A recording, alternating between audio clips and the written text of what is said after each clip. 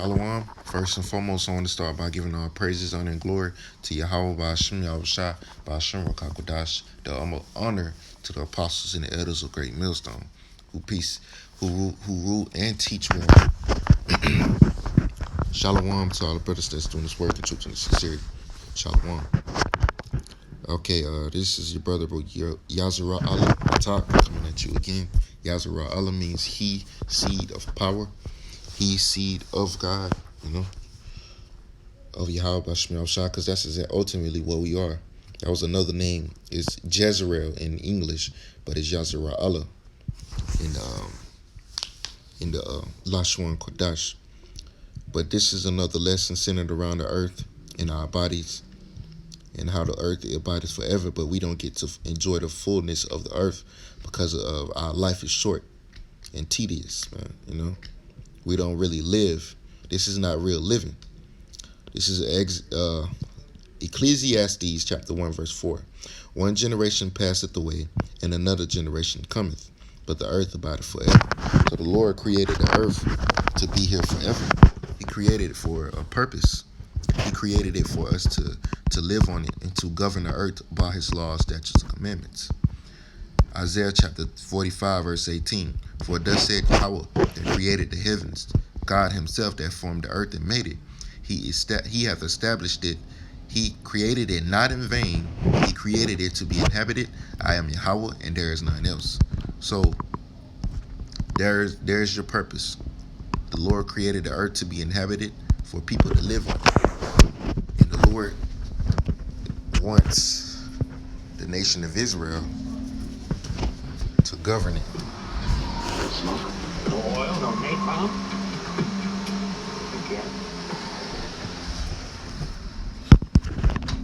Okay, the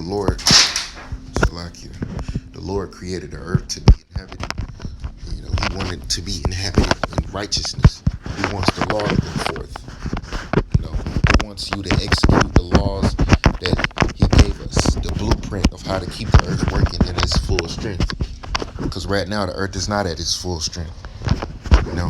The Lord gave us the laws to govern the earth, and we're going to have to show these heathens exactly how to do that in our kingdom. This is Isaiah chapter 2 verse 1. The word that Isaiah the son of Amos saw concerning Judah and Jerusalem.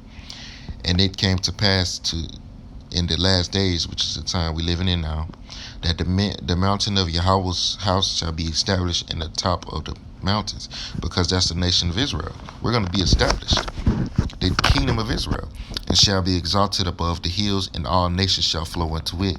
Like all people flow into America, that's how the people are going to flock to our society, a society of peace, a peaceful living, the right way to live. Verse 3.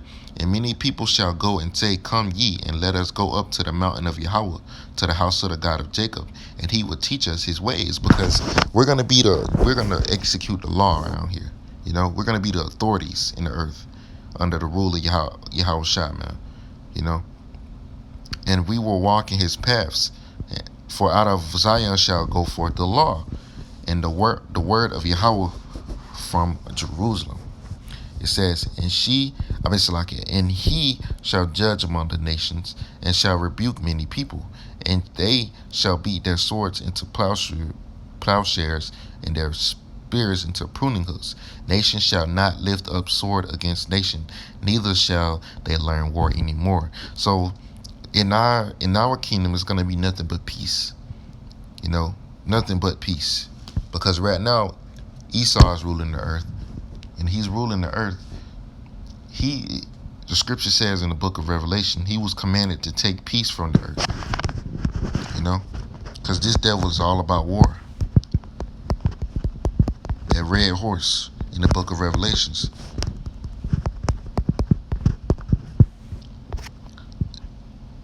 Revelation 6 and 4. And there went out another horse that was red, and power was given to him that sat thereon to take peace from the earth, and that they should kill one another. And they were given unto him a great sword. And that great sword is Esau's gun, and his weapons. That's his great sword that Yahushua blessed him with.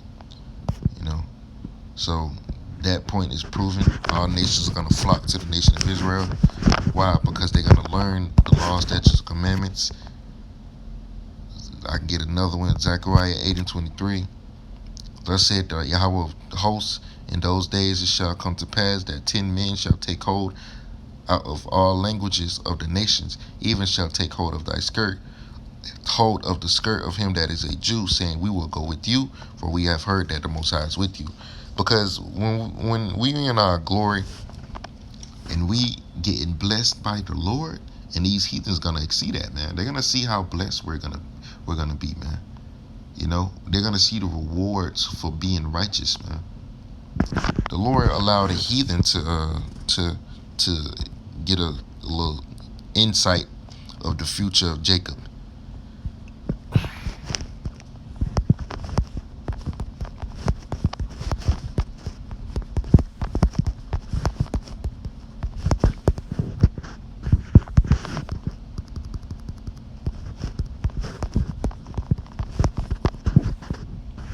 Numbers chapter 23, verse 9. It says, this is Balaam speaking to the king of Moab, Balak, because the Lord put his spirit on Balaam to altogether bless Jacob.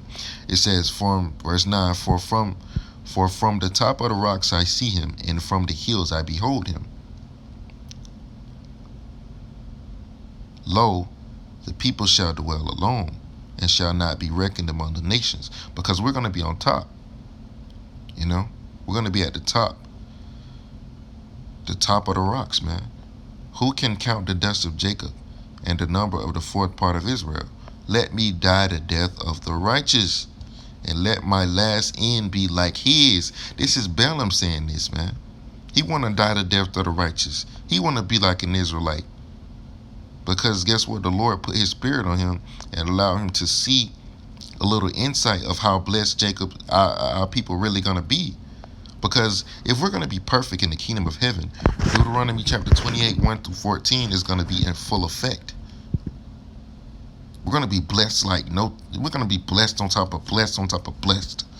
You know, we're going to do the laws and we're going to continue to get blessed. And guess what? These heathens, they're going to see that, man. They're going to see how blessed we're going to be by doing the laws, statutes, commandments. And guess what? They're going to follow suit, man. Because they're going to want to get blessed, man.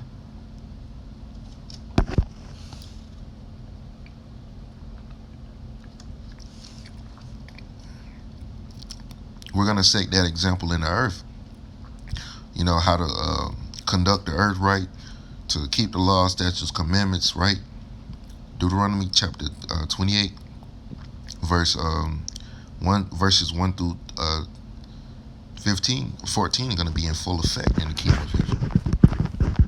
You know, but let me go to 1 Corinthians chapter 15, and I'm going to close it out. Because our bodies have to be changed, and that's the moment, that's the when we're gonna be able to fulfill we're gonna enjoy the earth in its fullness. 1 Corinthians and life too, life too at that, because it's real living. We're gonna be really living in peace in the kingdom. 1 Corinthians 15 and 50. Now I say this, brethren, I say, brethren, that flesh and blood cannot inherit the kingdom of God, neither doth corruption inherit incorruption. Behold, I shew you a mystery. We shall not all sleep, that means dead, be dead, but we shall all be changed in a moment, in the twinkling of an eye, at the last trump. For the trumpet shall sound, and the dead shall be raised incorruptible, and we shall be changed. Why? Because the Lord, the scripture says flesh and blood cannot inherit the kingdom of heaven. So the Lord has to take us out of these bodies and give us some new bodies, some new bodies that's not made out of flesh and blood, like these corrupt, sinful flesh is, man. The bodies that we're gonna get is not gonna be sinful flesh. You know, it's not gonna be the same as these. It's gonna be another variety. You know, I don't know the details of exactly how the body is and all of that. I don't know. The scripture says we know in part and we prophesy in part. But in the kingdom of heaven, we're gonna know. We're gonna know everything. You know, we're gonna know everything. But you know, it's just a we have an idea that the new bodies are going to be incorruptible. Because Yahushua has that new body right now, and we're going to inherit that. Verse 53, for this corruptible must put on incorruption, and this mortal must put on immortality. And we're going to be immortal because the Lord ultimately created man to be immortal.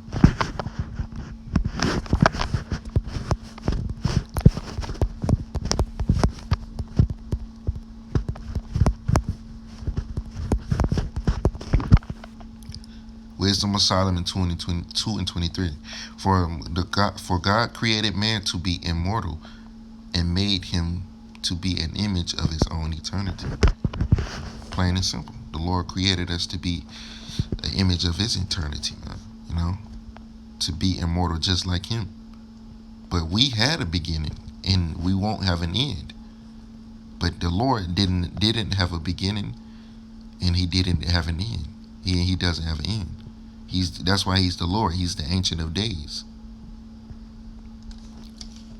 It says, verse 54. So when this corruptible shall have put on incorruption, and this mortal shall have put on immortality, then shall be brought to pass the saying that is written, death is swallowed up in victory. O death, where is thy sting? O grave, where is thy victory? Because through Yahushua HaMashiach, we have the victory.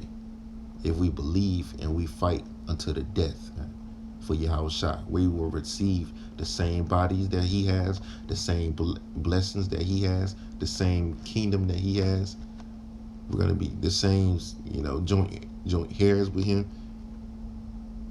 So Yahushua is going to give us all things if we hold fast, man. So then we will be able to enjoy the earth in its fullness, to enjoy the different types of fruit, the different plants that the Lord made, the different animals that the Lord created, the different mountains and ridges and rivers and, lands that are rich in this type of soil. The rubies.